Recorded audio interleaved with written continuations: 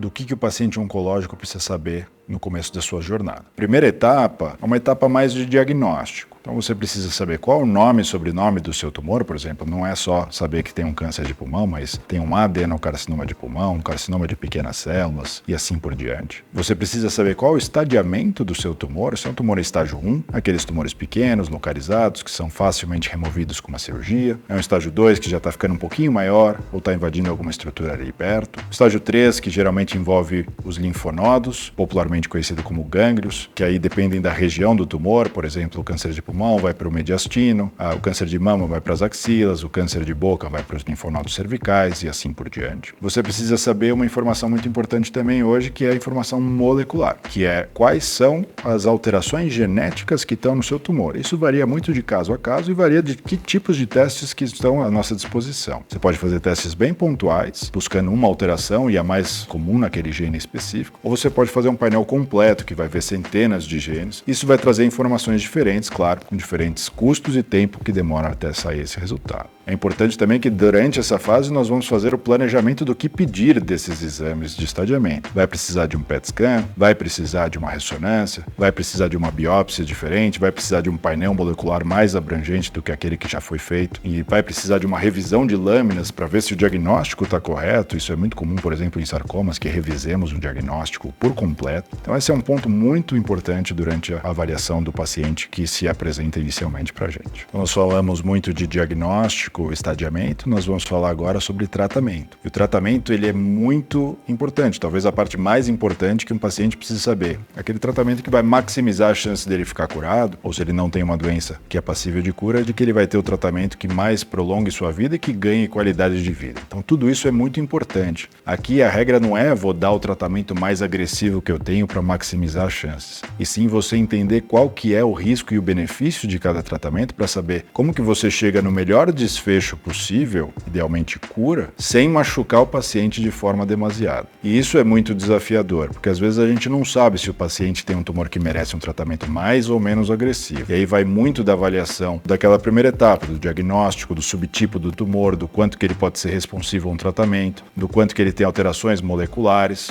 e do quanto que ele aguentaria um tratamento mais ou menos intensivo. Então essa é uma decisão muito personalizada que não dá para ser baseada num protocolo específico, porque o paciente ele tem as suas individualidades e que precisam ser levadas em consideração. A terceira parte desse vídeo aqui é muito mais para falar do que o paciente precisa saber e como que ele deve agir durante esse câncer. Porque a gente falou muito das coisas que o médico precisa solicitar, mas às vezes a gente deixa de falar do que o paciente pode fazer para ajudá-lo, né? Então isso envolve, primeiro, tirar o hábito que causou o câncer. O paciente tem um câncer de pulmão que fumou, ele tem que parar de fumar e a gente tem que ajudá-lo a fazer isso. O paciente tem obesidade e depende de um tratamento de imunoterapia. A imunoterapia pode ser muito afetada negativamente por um status de obesidade. Então a gente precisa orientar medidas para perda de peso e otimização da microbiota intestinal do paciente. Então, o paciente sempre tem que me perguntar o que eu posso fazer para melhorar a minha condição. E aí envolve modificação dos hábitos que possam ter gerado aquele câncer. Outra coisa muito importante para o paciente é a parte psicológica, né? Ele precisa ter o acolhimento adequado tanto da sua família quanto da sua equipe médica.